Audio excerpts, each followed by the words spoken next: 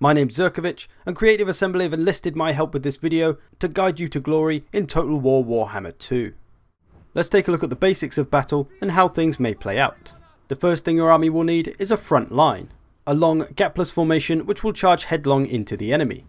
It's gapless so enemies can't get behind it easily, and you'll need to protect the rear of the front line in order for it to be most effective.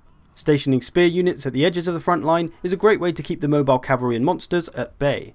Your cavalry and monsters could also be used to push the attack on the enemy or help defend your flanks. You could try pulling some sneaky ambush attacks by hiding your units behind the brows of hills to keep them out of the line of sight. Forests can also be a good place to flank and ambush from because they'll keep your unit hidden as well. Artillery, very useful for doing damage to the enemy on their approach, and if you place them on high ground they'll have an easy time shooting over your own army, reducing the risk of friendly fire. It's also worth targeting the most dangerous units with your artillery as well. And the same is true of missile units. Finding a good target for them is a great way to whittle down the strongest units before they reach your army. These plague monks are pretty dangerous, as well as these death globe globadiers. But I'm a little bit more worried about the plague monks, so I'm going to shoot them down. I'm also going to put my missile units on skirmish mode, meaning they'll run away from any unit that gets near them in order to avoid melee. There's also a fire at will button you can toggle, which will make the unit only fire on your command if you turn it off.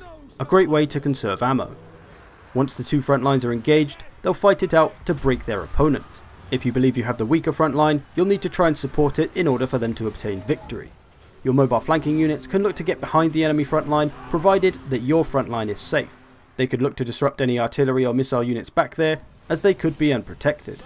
Monsters, flying units and magic can be great support for your front line. Try to keep an eye on where your units are struggling and which units need support.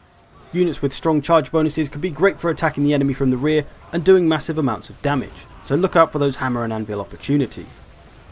Ultimately, the battle will be decided by your decisions and how well you can manage all your troops on the battlefield. Even the best players make mistakes, so don't worry if things don't always go your way.